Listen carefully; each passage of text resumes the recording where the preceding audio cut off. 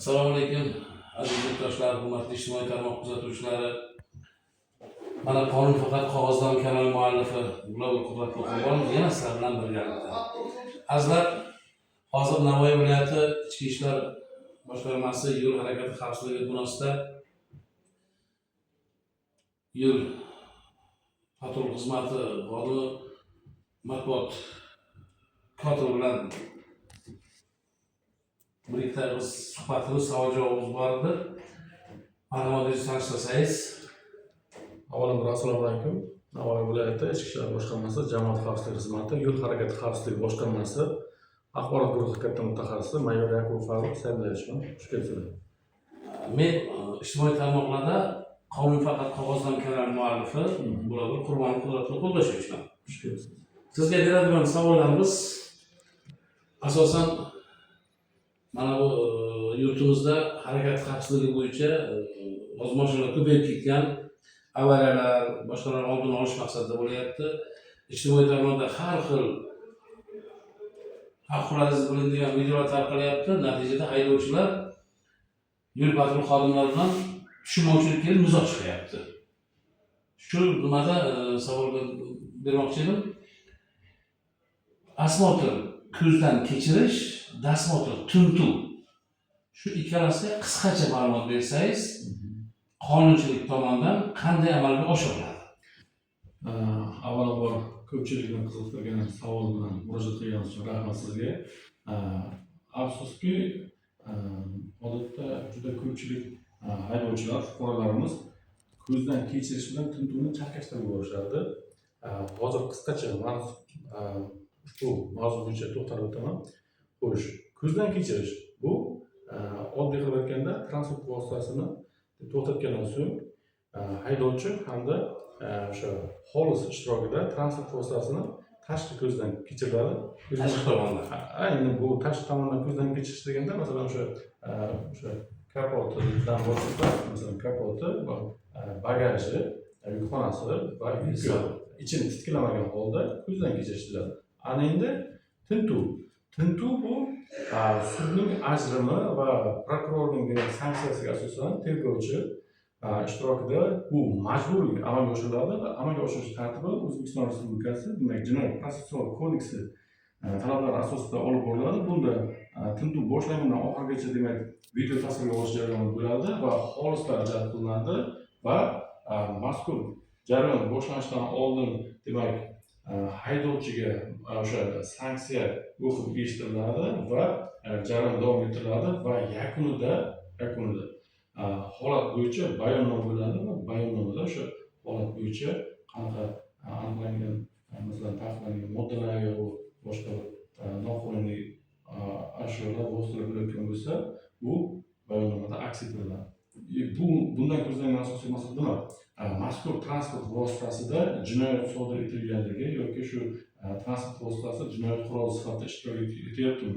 Mana shunga aniqlik kiritish maqsadida amalga oshiriladi. Asosiy maqsad jinoyatchilikni oldini olish. Asosiy maqsad, demak, jinoyatchilikni oldini olish va jinoyatni to'xtatishga qaratilgan. Endi bitta yana savol bor. Bo'lgan voqeani aytaman. Navoiy To'xon metallurgiya kombinati Shimoliy kon boshqarmasi qarashli Uchquduq tumanida birinchi korxona bor, avtobaza deyiladi.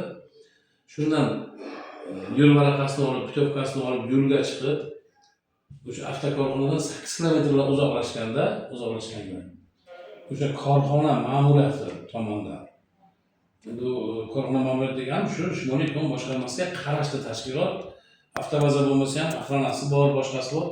Shular tomonidan shaxsiy avtomashinada quvib borib, haydovchini to'xtatib, hech qanaqa sudning ajrim qarorlaridan tanishtirmasdan tintuv o'tkazishgan. Shu qonunchiligimizda mumkinmi, to'g'ri keladimi? Qisqacha javob bersangiz. Tintuv o'tkazish tartibi O'zbekiston Respublikasining Jinoyat protsessual kodeksiga asosan o'tkaziladi va bunda ichki ishlar organi xodimlari yuqorida aytib o'tilgandek, sudning ajrimi va prokurorning sanksiyasiga asosan tergovchi hamda xolislarni jalb etgan holda olib boriladi. Lekin boshqa shaxslar vakolatli emas, vakolatli shaxslar tomonidan amalga oshirilganda qonuniylik topiladi. Demak, bu hozir bularni xatti-harakati noqonuniy sanaladi. Shunday. Aha. Yana bitta savolimiz bor. Avtotransport vositalariga o'rnatilayotgan diskalar. Hozir saka diskalar qo'yishyapti. Chiroyli ko'rinishi uchun boshqa o'zining razmeri 14 bo'lsa 15, 16 qo'yish, 13 bo'lsa 14, 15 qo'yaptilar haydovchilarimiz. O'sha bo'yicha ma'muriy javobgarlik to'g'risidagi kodeksimizda javobgarlik belgilanganmi? Bu uchun bayonnoma rasmiylashtirishga yo'l patrul xodimi haqlidir. Ma'muriy javobgarlik to'g'risidagi kodeksda xo'sh qayta jihoz demak o'z boshimchalik bilan transport vositasiga biron bir demak qo'shimcha jihoz, masalan sirena, tovush qo'shimcha demak tovush kuchaytiruvchi, masalan signal shunaqa narsalar va aloqa vositalari va boshqa demak predmetlarni demak o'rnatgan bo'lsa, demak va bu boshqa harakat ishtirokchilarining demak erkin harakatlanishiga xalaqit beradigan bo'lsa, bunga demak ma'muriy javobgarlik to'g'risidagi kodeksga asosan ma'muriy bayonnoma rasmiylashtiriladi. Lekin ballonni katta kichikligiga nisbatan uni hajmiga qarab turib ma'muriy bayonnoma rasmiylashtirish ko'zda tutilmagan. Endi yana bitta savolimiz bor. Yo'llarda sun'iy to'siqlar qo'yilyapti, do'ngchalar qo'yilyapti-da. Do'ngchalarni o'zi qo'yilish tartibi hozir ko'pchilik o'z boshimchalik bilan qo'yyapti. Bu asosan maxsus rezina orqali yasalgan bo'lishi kerak, davlat standarti bo'yicha shundan qo'yilishi kerak. Lekin yo'llarimizda do'ngchalar qo'yilyapti-da, do'ngchalarga qo'yiladigan belgi uning tagida 1.31 belgisi 1 metrda qo'yilyapti. Mana bu rasmni ham olganman. Mana shu narsa to'g'ri deb bilasiz. Men noto'g'ri deb bildim. Bu yo'limiz Nurota shahridagi kiraverishdagi joy, qabriston oldidagi yo'lda olganman o'z kelishimda. O'zbekiston Respublikasining davlat standarti bo'yicha yo'l belgilarini, yo'l inshootlarini o'rnatish tartibi belgilangan. Demak, bunga asosan sun'iy mototsikllar qayerlarda o'rnatiladi va qayerda o'rnatiladi degan savolga javob topsa bo'ladi. Bu yerda demak sun'iy mototsikllar asosan ta'lim muassasalari demak yaqinda unga bilasiz maktablar, bog'chalar, litseylar, kollejlar demak yoki shu universitetlar kirib ketadi. Bu yerda masalan odam qatnovi va harakat ishtirokchilarining oqimi yuqoriligini inobatga olgan holda yo'l transport hodisalarini oldini olish maqsadida o'rnatiladi va bevosita mazkur yo'l noteksligi, sun'iy noteksligi o'rnatilganligi bo'yicha yo'l belgisi undan ancha oldinda haydovchi ko'rib uni sun'iy notekslikgacha demak transport vositasining tezligini kamaytira olish imkoniyatini beradigan darajada o'rnatilishi kerak. Keyin bu yerda yana bir narsani men e'tirof etib alohida ta'kidlab o'tishni istardimki, ayrim fuqarolarimiz tomonidan o'z boshimchalik bilan asosan mana shahar tuman hududida ko'p kuzatiladigan holatda sun'iy notekslikdan tashqari to'siqlar yoki o'sha qoziqlarni yo'lni qatnov qismiga o'rnatish holatlari kuzatilyapti. Endi bu masalan o'zini bolasini shaxsiy xavfsizligini ta'minlash maqsadida va bo'lmasa transport vositasiga shikast yetkazishda o'zini transport vositasiga shaxsiy transport vositasiga shikast yetkazishda oldini olish va bo'lmasa o'zini transport vositasini yo'lga erkin harakatlanib chiqish uchun yoki boshqa maqsadlarda o'rnatilgan o'z boshimchalik bilan, lekin mazkur holatlar bo'yicha yo'l infratuzilmasini nazorat qilish bo'linmasi xodimlari hamda Navoiy viloyati favqulodda vaziyatlar boshqarmasi bilan hamkorlikda reydlar o'tkazilmoqda. Mazkur reydlar davomida demak o'sha hattoki dahalarga ham o'z boshimchalik bilan o'rnatilgan sun'iy notekslliklar olib tashlandi va aybdor shaxslarga nisbatan ma'muriy javobgarlik to'g'risidagi kodeksning tegishli moddalariga asosan ma'muriy bayonnoma rasmiylashtirildi. Yana bitta savolimiz. Bolalar 16, 17, 18 yoshga to'layapti, maktab o'quvchilari asosan. Ota-onasi, asosan otasi yaqin masofada, misol uchun gay yo'q deydi, endi yo'l patrul xodimi qisqacha gay deb oldin aytiladi, xalq tilida. Gay yo'q yo'ldan borib ketib, mashinasini berib qo'yapti. U borib kelyapti. Shunga fikringiz qanaqa sizda?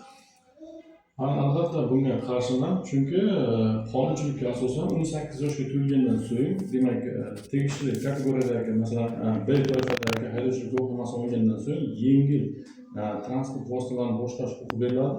Voyaga yetmagan, masalan, maktab o'quvchisi 14-15 yoshli bo'ladi. Demak, hali avvalambor o'sha voyaga yetgani yo'q va unga hech qanaqa haydovchilik huquqini beradigan hujjatlari yo'q. Va to'g'ri, u bola transport vositasini boshqarishni bilishi mumkin, lekin u yo'l belgisini talablarini, svetoforda ishoralarini, yo'lda imkoniyatlarini, yo'l transport hodisalarini oldini olish bilan bog'liq holatlarni, ekstremal vaziyatlarda ma'qul qarorlar qabul qilish kerakligini bilmaydi va natijasida yo'l transport hodisasi sodir etish holatlari ko'p bo'ladi va afsuski bizda mana shu holatlarni oldini olish maqsadida joylarda tushuntirishlar olib borishimizga qaramasdan, aynan shu ota-onalar tomonidan farzandini taqdiriga befarqlik natijasida transport vositasini kalitini farzandiga berish holatlari kuzatilyapti. Eng yomon tarafi shundan iboratki, bir o'quvchi masalan ta'lim muassasasiga transport vositasini boshqarib olgandan so'ng uni sinfdoshi ham ko'rib, qiziqib, otasidan borib transport vositasini otasi bermagan taqdirda ham uydan yashirincha holatda transport vositasini boshqarib ta'lim muassasasiga kelish holatlari yoki ko'chada o'zboshimchalik bilan maktabga darsga bormasdan boshqarib yurish holatlari ko'p kuzatilyapti va har bitta holat bo'yicha, aniqlangan holat bo'yicha mas'ul shaxslar tomonidan qoidabuzarlarga nisbatan tegishli tartibda ma'muriy bayonnoma rasmiylashtirilib, ular bilan profilaktik suhbatlar olib borilyapti va bu bo'yicha ishlar kuchaytirilgan tartibda, nazorat tartibda uni hisobotlarga yuritib borilyapti. Bo'lmasam, hurmatli ota-onalardan iltimos qilib qolamiz. Farzandlari o'sha tegishli maxsus guvohnomalarni olgunga qadar transport vositalarini bermasligini, ham o'zining farzandini sog'lig'ini, hayotini, ham boshqalarning, o'zgalarning hayotini saqlab qolgan bo'lardi, ham o'zining mulkiga ziyon yetmasdi deb o'ylayman. Bo'lmasam, O'rtoq mayor, sizni suhbatingizga rahmat. Bergan savollarga javob berganingiz uchun sizga sog'lik, omonlik, ishlaringizga omad tilab qolamiz. Qonun faqat qog'ozdan kalom muallifi sizga omad tilab qoladi. Sog' bo'lasiz, salomat bo'lasiz. Azizlar, hurmatli haydovchilar, mana yo'l harakati xavfsizligi xodimi mayor Yaqubov bilan bo'lgan suhbatimizda eshitdingizlar. Bu suhbatdan to'g'ri xulosa chiqarib, hammamiz yo'l harakati qoidalariga amal qilsak, avtohalokatlar, avtoavariyalar soni kamayarmidi deyman. Azizlar, o'zlaringizni ehtiyot qilingizlar. Hurmatli ota-onalar, farzandlaringizga e'tiborli bo'lingizlar. Umr axir hammaga bir marta beriladigan ne'mat. Buni asrab avaylaylik, qadriga yetaylik. Hurmatli ijtimoiy tarmoq kuzatuvchilari, o'z fikrlaringizni bildirsizlar degan umiddaman. Sog' bo'lasizlar, salomat bo'lasizlar.